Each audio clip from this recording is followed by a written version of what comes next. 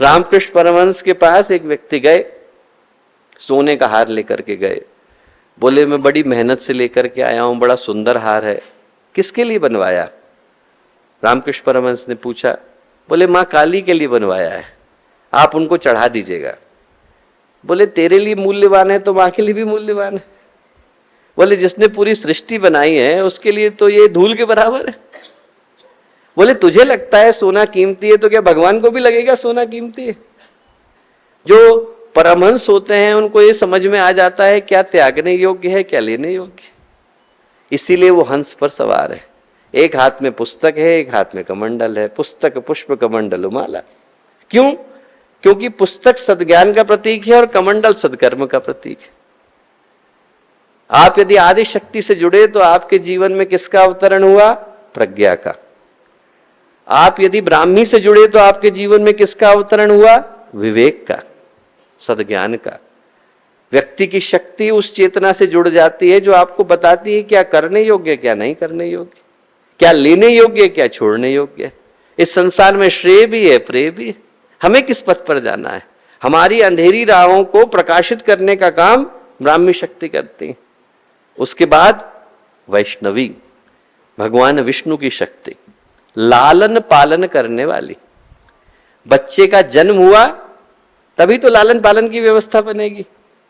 बच्चे का जन्म हो गया तो दूध भी इकट्ठा करना पड़ेगा, पानी भी लाना पड़ेगा, आपको बिस्तर भी सजाना पड़ेगा, फिर थोड़ा बड़ा हो जाएगा तो स्कूल भी भेजना पड़ेगा, और थोड़ा बड़ा हो गया तो शादी भी करनी पड़ेगी। जिसके जीवन में मां वैष्णवी की शक्ति आती है उसके जीवन में क्या आता है? सुव्यवस्था।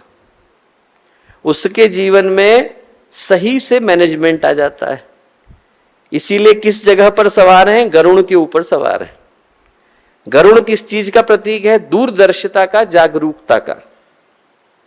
इस चीज का प्रतीक है जिसको हम लोग अंग्रेजी में बोलते हैं eye of an eagle. Eye of an eagle कहते हैं ना, दूर की चीजें भी उसको एकदम स्पष्ट दिखाई पड़ती हैं। यहां से 3 किलोमीटर दूर भी एक कीड़ा बैठा होगा तो चील को अच्छे से दिख जाएगा, और गरुड़ भगवान को तो और ज्यादा दिखता है। दूरदर्शिता के प्रतीक। ये पता है कि क्या करना है। लोग आज के लाभ के लिए कल का नुकसान उठाने को तैयार है।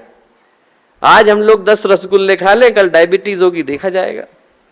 पर जो समझदार है वो ये देखता है कि इसका परिणाम क्या आएगा, उसके हिसाब से आज के जीवन को जीने की आवश्यकता है।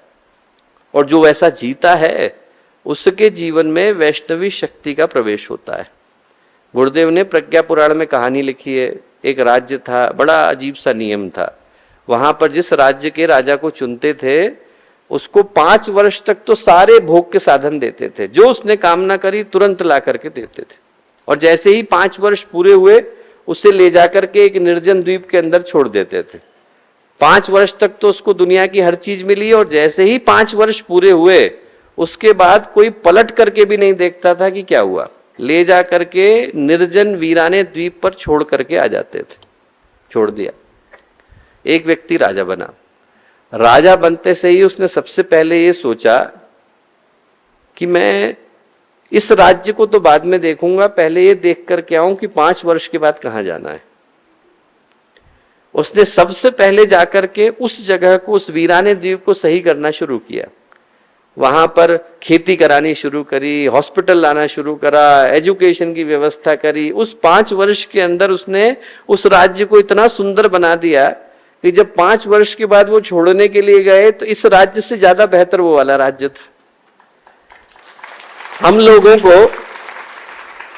एक दिन तो ये राज्य छोड़ना ही, एक दिन तो ये सब छूट जाएगा। ये शरीर छूट जाएगा, ये रिश्ते छूट जाएंगे। सांस टूटते ही सब रिश्ते छूट जाते हैं। बाप माँ बहन बीबी बच्चे छूट जाते हैं। जैसे ही सांस गई सब छूट जाएंगे। उसके बाद जिस राज्य में जाना है वहां की तैयारी तो कर लेनी चाहिए। उस राज्य की तैयारी जो आज से करता है उसके अंदर वैष्णवी शक्ति का अवतरण होता है। व्यक्ति यहां की तैयारी के लिए उसको भूल जाता है, जो वहां की तैयारी के लिए इसको याद रखता है उसके अंदर वैष्णवी शक्ति का अवतरण हुआ। हमारे YouTube चैनल शांति कुंज वीडियो गायत्री परिवार को सब्सक्राइब करें एवं बेल आइकन जरूर दबाएं ताकि गायत्री परिवार की विभिन्न गतिविधियों की जानकारी आपको मिलती रहे।